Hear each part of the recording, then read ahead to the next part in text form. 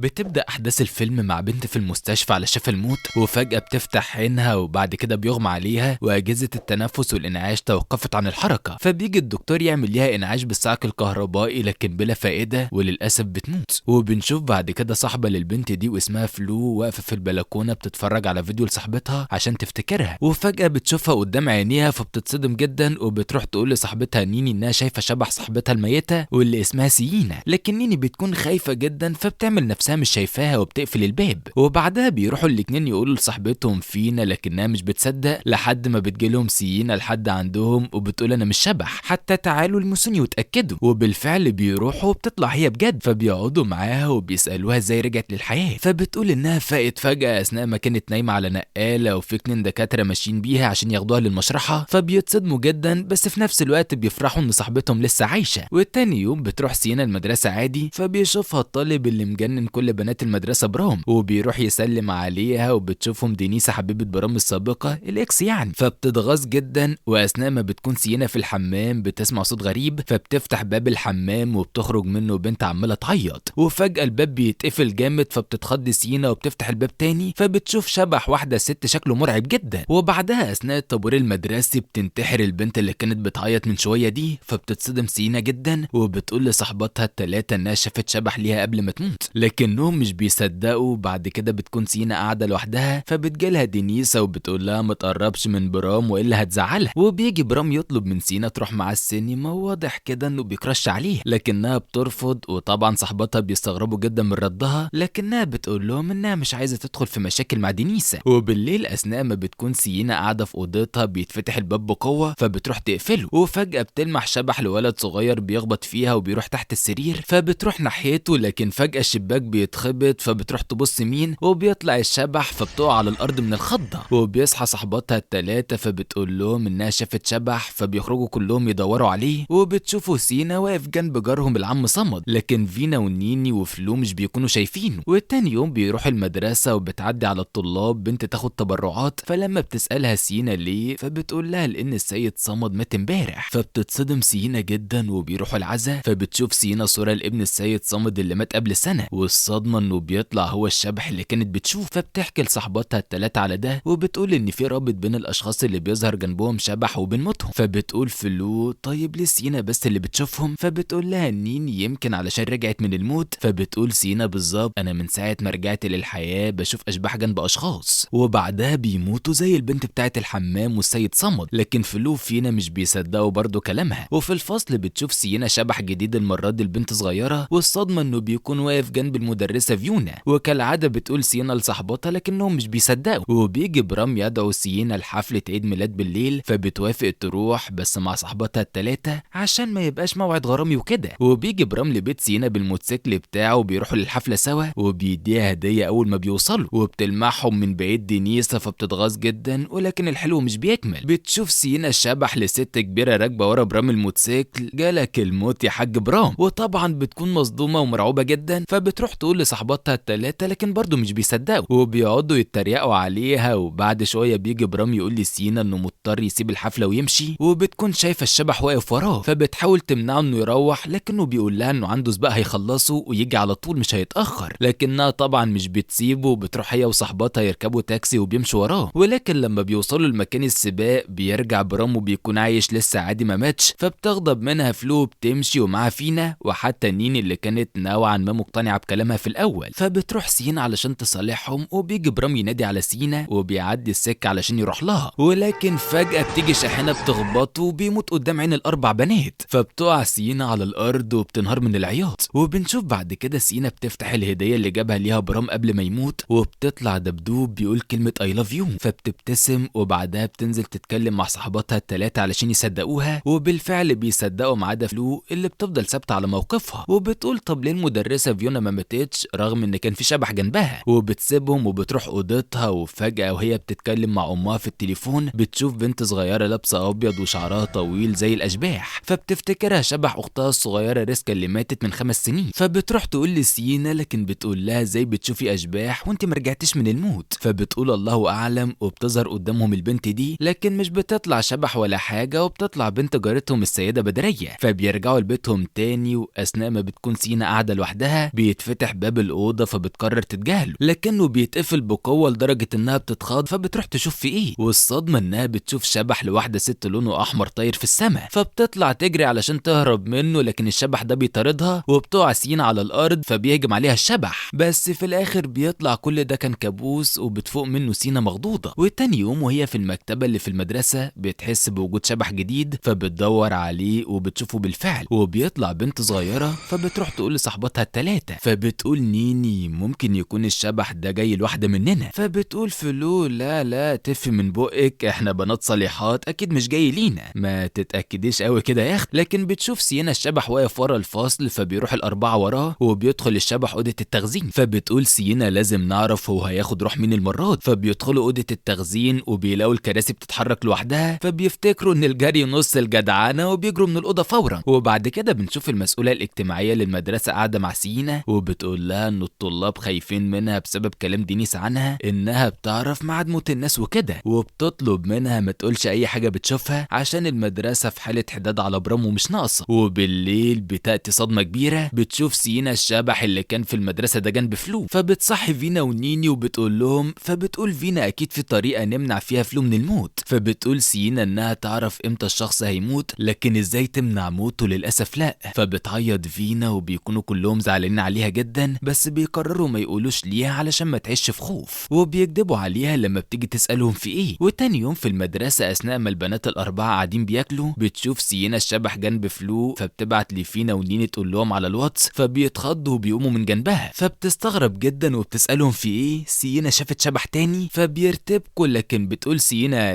لا مفيش شبح ولا حاجة، بس فلو بتكون شاكة فيهم وبتقول لو عرفت انكم بتخدعوني هزعلكم، وبتقوم تروح الحمام. فبتقول سينا للثنائي فينا ونيني لازم من دلوقتي ورايح نحمي فلو من اي حاجة ممكن تسبب ليها الموت، فبيروحوا يخبوا كل الالات الحادة وبيفضلوا يمشوا ورا فلو يحرسوها وهي بتمشي، لدرجة انها بتستغرب منهم جدا. وبنشوف بعد كده نيني لقيت على النت معلومتين مهمين وبتقولهم لسينا وفينا. الاولى ان في شخص رجع للحياة وبقى عنده قدرة يعرف امتى الناس هتموت زي سينا، والتانية ان في عالم روحاني مشهور عنده القدرة على خداع الموت، وبيقترحوا يروحوا ليه فبيوافقوا كلهم. والتاني يوم بيخلوا فلو تدور على كتاب في المكتبة علشان يمشوا من وراه ويروحوا للعالم الروحاني ده، وبالفعل بيوصلوا وبيقول لسينا بعد عودتك من الموت اتفعلت عندك الحاسة السادسة، وهي انك تشوفي اشباح بتعرفك ميعاد موت الشخص بس ما عندكش قدرة تمنعي الموت ده، وبيديها ازازة مياه وبيقول انا قريت تعويذة عليها هتخلي الشخص المصاب بالموت يطرد الاشباح اللي جايه ليه، وبيطلب منهم يشربوها لفلو. وبتروح سينا تجهز كوبايه عشان تحط فيها الميه وتديها لفلو، لكن بتيجي بنت الجزمه دينيسا هي وصاحباتها وبيقعدوا يخطفوا الازازه وبيكعبلوا سينا، فبتقع منها الازازه وبتتكسر وبتقع الميه على الارض، فبتتعصب سينا وبتروح تضرب دينيسا، لكن بيتكتروا عليها وبيضربوها. فبتشوفهم الست بدريه وبتنادي على اصحاب سينا، فبيجوا يفضوا العركه وبتكون سينا متعوره، فبتاخدها نيني وفينا اوضتها وبتروح في اوضه الاسعافات عشان تجيب قطن وشاش تضمد جرح سينا. لكن الحقيره اللي عايزه الحرق دينيسا بتروح عشان تاخد منها صندوق الاسعافات علشان ما تعلقش سينا لحد ما بتزقها من على السلم وبتقع فلو على راسها، وبتكون فلو لسه عايشه في المستشفى بس حالتها خطيره، وبتفضل سينا وفينا ونيني يعيطوا. فبتقول فلو كلنا هنموت ومفيش اي طريقه نقدر نخدع الموت مهما حصل، وبتشكر سينا وفينا ونيني جدا على كونهم اعز اصدقاء ليها، وبتقول انا عرفت انكم عملتوا جروب واتساب اسمه انقذوا فلو ورحتوا لعالم روحاني واداكم ازازه ميه علشان اشربها، لكن دينيسا كسرت الازازه. وبتقول لسينا ما تزعليش ولا تخافي لما تعرفي ميعاد موت شخص ما، دي هديه. فبتخرج سينا وهي بتعيط وبتقول لنيني وفينا لازم اقابل الشخص التاني اللي رجع من الموت ده، انا متاكده انه عنده معلومه تفيدنا، انا مش مستعده ان اخسر فلو. وبتطلب من صاحباتها الاتنين يفضلوا قاعدين مع فلو لحد ما ترجع، وبتروح بالفعل للشخص ده واللي بيطلع ست كبيره عمياء، وبتقول انها اترحمت من الم معرفه ميعاد موت الناس لما فقدت بصرها. فبتسالها سينا مفيش اي طريقه لاخداع الموت، فبتقول لا بس تقدري تخففي عن صاحبتك وتخليها تموت بسلام لما تقعدي جنبها وتفضلي معاها. فبترجع سينا المستشفى، ولكن للاسف الشديد بتلاقي فينا ونيني بيعيطوا وبيقولوا لها ان فلو خلاص مات.